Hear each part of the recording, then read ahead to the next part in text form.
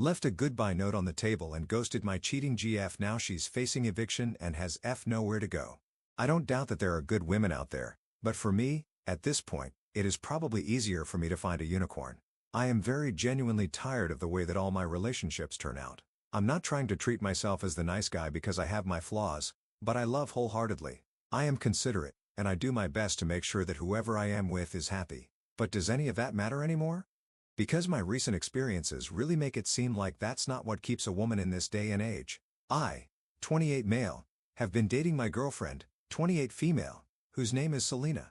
We've been dating for 5 years now, and we both met when we were relatively fresh out of college. We met pretty matter-of-factly, but I thought that she was pretty and that she had a beautiful smile. So I forced myself to strike up a conversation with her, and fortunately that part didn't go too bad. She was receptive, I got to see more of that smile, and the conversation ended with me asking for her number.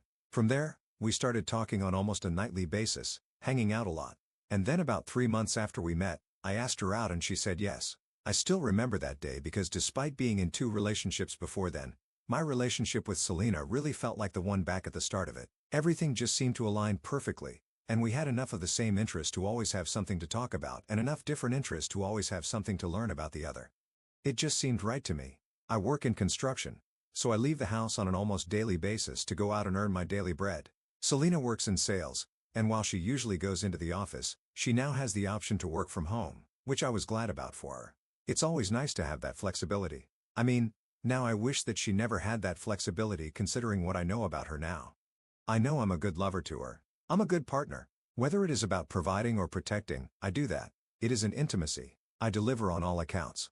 If it is about having a listening ear or someone to be spontaneous with, I've never held her back in those regards. So for me, the idea that Selena would be unfaithful to me was never a zero possibility, but it was so low that I never had to bother thinking or worrying about it, even in instances where I might have felt some kind of way if it was one of my past partners. So when I noticed that she started acting oddly, I didn't even think of it an affair. I considered her to be a bad liar though. I think all bad liars likely think they're good at lying. So her attempts at acting like nothing was off were pretty pitiable to me. It was extremely clear that there was something going on that she didn't want me to know about. But as I said, I didn't think of cheating.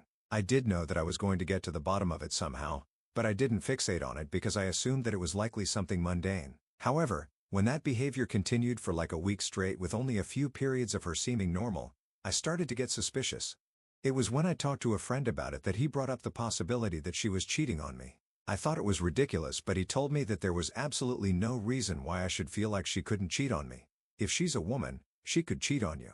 You could have Arnold's body, Bezos's money, Chappelle's humor, and still get cheated on. I don't think I've ever told him how much that stuck with me, but that entirely changed the way I was looking at her odd behavior. At that point, I decided I was going to figure out what was going on. Now, I've been reading posts here for quite some time, so the first instinct that I had was to secretly check her phone. But there was a part of me that wanted to leverage the fact that I knew she couldn't lie to save her life. So I made the decision that I was just going to confront her straight up, and that's what I did. There was one night that I got back home before her, so I cooked dinner and waited for her to come back. When she did, I told her that I needed to talk to her and she seemed a bit taken aback by that, but she sat down regardless. I started by mentioning how I had noticed that she was acting different and I wasn't sure what was up with her. I said that I didn't believe her explanation, that there was nothing wrong, and then I blindsided her and asked her whether she was cheating on me. That part was definitely a curveball because as soon as I finished asking, I left a silence for her to answer, and it was a mix of her looking shaken, saying nothing, and spluttering. I knew she was trying to formulate something to say, but she couldn't think of a good lie so quickly. Eventually, she shook her head and then claimed that she was so taken aback by such a disrespectful question that she was speechless for some time. Then she went on to talk about how much she loved me, how long we had been together, and how there was no way that she would cheat on me because she loved me so much. It sounded sincere, but maybe because of what my friend said, I really didn't buy it. It just didn't sound right. She also didn't seem as angry as I'd expect her to be if I had really falsely accused her out of nowhere. I knew I'd find the truth through other means, so I just gave the impression that I believed what she said, apologized for making that accusation, which she too eagerly accepted, and then we headed to bed. That was it. But it seemed too clean for someone who was just accused of cheating. I couldn't wait though. The moment I could tell that she was sleeping, I did my best to slip out of bed and then I grabbed her phone. There was nothing compromising in her gallery, but I didn't need to go any further than her text messages before I found something to confirm my suspicions. I hate to say that I was being taken for a fool like this, but I was. I was instantly suspicious when I saw a contact saved as Smith's Plumbing near the top of her conversation list. And we hadn't had a plumbing issue in a while, so it didn't make sense. As soon as I opened the conversation, it certainly made a lot of sense. I was being taken for an absolute fool through one of the stupidest tricks in the book. The message made it clear that the person's actual name was Blake. They chatted essentially every single day, and even without any evidence that they had slept together, there was more than enough intimacy over text for me to break up with her. To say that I was heartbroken would be an understatement. I felt like I was going to have a panic attack, and that's as someone who has never had a panic attack before. I was struggling to breathe, and I felt like my sanity was holding on by a thread. I'm not a violent person, but I'll admit that the kind of betrayal brought out a lot of violent urges in me. She and this Blake guy had been inappropriate since at least 2 weeks prior, which sort of made sense considering how I had started to notice that weird behavior from her somewhere within that window. A part of me is glad that I found out before long because I've never wanted to be one of those people who somehow has an affair going on under their nose for months on end. I was afraid that I would do something rash, so after putting the phone down for some minutes, I picked it up, documented as much as I could, and then returned it to her nightstand. For reference though, the messages showed her and this guy sending a pet names back and forth, talking about how they couldn't wait to see each other again, talking dirty in the conversation, and sending almost nudes to one another. It seemed like two people who were getting ready to start sleeping with one another, but probably hadn't yet. For some reason, seeing it in that stupid juvenile phase just pisses me off even more. So I'm not sure what to do. Do I go the route of stories that have been shared here before and make it big and loud? Do I tell our parents, post it online, or share flyers at our workplace? Can I find some way to absolutely ruin her life? I don't know. This was 2 nights ago, but my head is still a mess and the oblivious cheater has failed to notice that something is definitely off with me. That makes me want to hurt her even more. Edit. Just to quickly respond to some of the comments. I work in construction in a very busy city that's always got something going on. And, of course, we have unions here, so I make very good money. She's in sales, but she's definitely not on par with me when it comes to our pay. I could make something work with the imbalanced finances, but I'm not quite sure what. I could pull the rug out from under her somehow because my income definitely makes it easier for her to survive in this expensive city. I'll keep you all updated with whatever I might decide upon. Man, I say go for the jugular. If you're gonna hit him where it hurts. Moral of the story? You can be the perfect guy and still get cheated on. Update. I'm always going to be a proponent of taking your time to get married. You never know what the other person is going to show you deeper into the relationship. And if you were around when I made my first post, you're gonna know that that was definitely true for me because Selena did me dirty and it certainly wasn't a fun experience for me.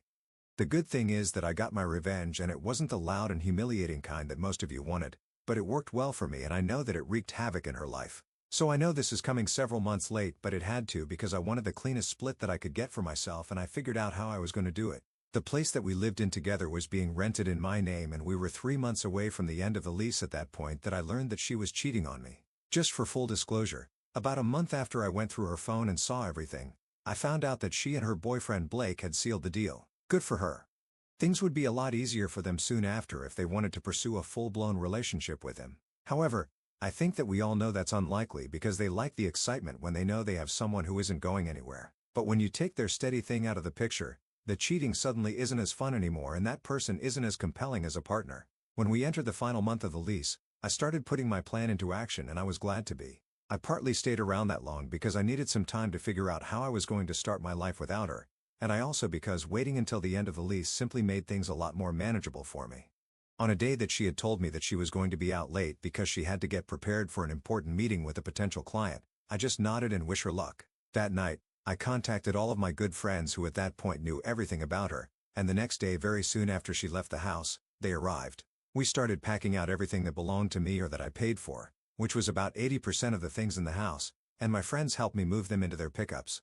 At that point, I had already gotten a new place on the other side of town and fortunately closer to the district where most of the new construction was going on. With all of us there, it took about 4 hours to get everything moved, which was surprisingly quick. That was when I had the good idea to leave a note for her. Ghosting her without anything else would have been satisfying, but I really wanted her to know that I knew about Blake and how long I had known about him. So I wrote a very simple note and then I was out of there. Goodbye. Have fun with Blake. I mean, I wish I had put more thought into it and come up with something that was snarkier, but it was a last-minute thing, so you're going to have to excuse me for that. After placing the note on the kitchen counter like they do in all the movies, I was out of there. And as much as I hated to be leaving the place, I needed to.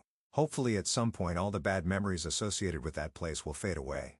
With my pals, I was able to get everything out of the cars and into the apartment pretty quickly.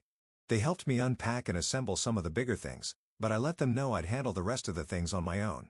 Those guys are another reason why it is extremely important to have good men around you. They can keep you upright in tough moments like what I was going through.